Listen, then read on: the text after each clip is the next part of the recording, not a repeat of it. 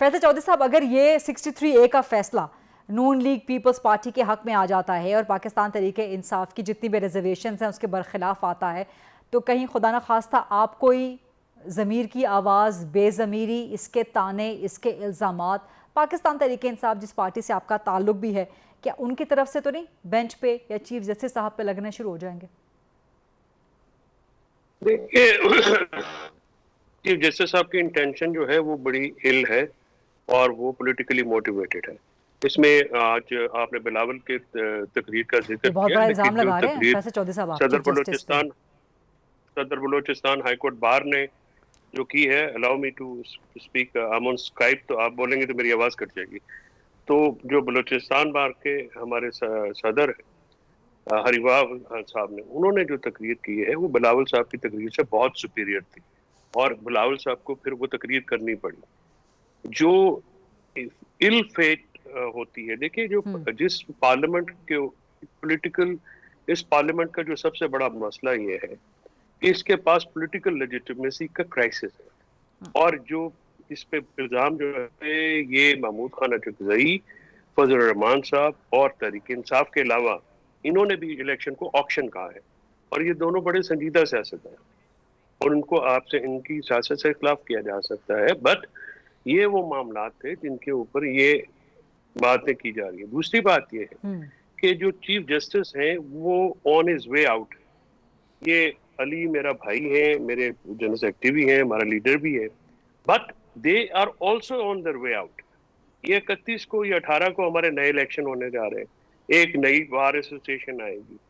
तो नॉर्मली क्या होता है, जो आउट गोइंग लोग होते हैं वो ये जो इस किस्म के फैसले हैं वो नहीं करते, वो नए आने वाले लोगों पे छोड़ देते हैं। लेकिन यानी फैसल इस साहब, ये हुकूमत नुकता भी का आज सुप्रीम कोर्ट में जेर बहस आया और जैसा कि एहसन भौन साहब ने भी कहा कि 2 साल पुरानी पिटीशन है, उनकी भी एक ये पिटीशन है, तो चीफ जस्टिस ने इसको भी वहां पर जो है ना डिस्कस किया कि आबिद जुबैरी साहब भी सुप्रीम कोर्ट बार के सदर बने थे, बाकी लोग भी बीच में आए, लेकिन किसी ने इसको पिटीशन को वापस नहीं लिया।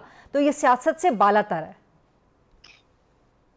देखिए, बात यह है कि ये तो एक कमेंट ऑब्जर्वेशन है जो कि मैं इससे एग्री भी कर सकता हूँ, डिसएग्री भी कर सकता हूँ। सबसे पहली बात तो ये है कि चीफ जस्टिस साहब का तो काम ही नहीं था कि ये इसमें खुद बैठते, क्योंकि उनका कॉन्फ्लिक्ट ऑफ इंटरेस्ट है। देखिए, इस वक्त जो सबसे कॉन्फ्लिक्ट ऑफ बड़ा इंटरेस्ट इल्जाम कैसे है उनका? है कि वो पर्सनल, मैं अर्ज कर रहा हूँ ना, आप पर्सनल स्पेसिफिक इसलिए है जो जो ये अमेंडमेंट्स आ रही हैं इसकी टोटल बेनिफिशियरी चीफ जस्टिस खुद है और वो वहां पे बैठे हुए हैं। वो जिस तरह से ये बेंच ये बनाई आपकी गई है, स्पेकुलेशन अब हो ये बेंच सकती है या कि बनाने की आप पावर इसको किस तरह प्रैक्टिस एंड से? प्रोसीजर से ली गई है। ये रिजर्वेशन नहीं है, मेरी ओपिनियन है और मेरी ओपिनियन बड़ी फर्म है। I think I have no doubts in my opinion. If anybody can have, उनकी अपनी मर्जी है।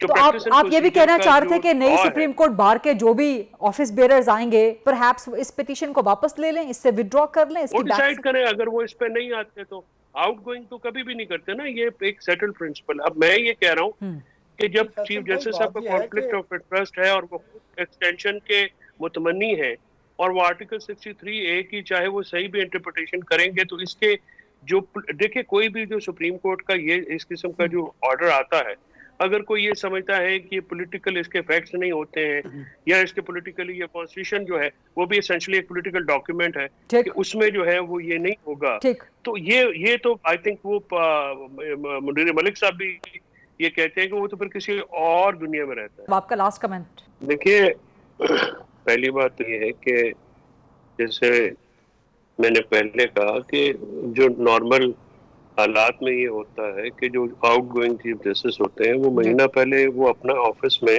जुडिशियल वर्क छोड़ते हैं और वकीलों के खाने खाते हैं या जजेस के खाने खाते हैं। लेकिन जो नहीं तो काम आबिद करने ज़ुबैरी वाले साहब ने चीफ बात जस्टिस की है हैं, तो प्रैक्टिस उसमें एंड हर्ज क्या प्रोसीजर के, है फैसल चौधरी साहब? अरे कोई काम नहीं करने वाले, सिर्फ अपने मुफाद के लिए काम कर रहे हैं, कोई काम नहीं कर रहे। बात यह है कि जब आप प्रैक्टिस एंड प्रोसीजर में आपने कोई जो काम करना है, जो कमेटी बनाई गई है, अब एहसन साहब ने बिल्कुल सही कहा कि उस पे जो वकला के खिलाफ था वो ये कह रहे थे कि जो फुल कोर्ट मीटिंग है 191 के तहत सुप्रीम कोर्ट खुद प्रैक्टिस एंड प्रोसीजर का जो प्रिंसिपल है उसको अडॉप्ट करे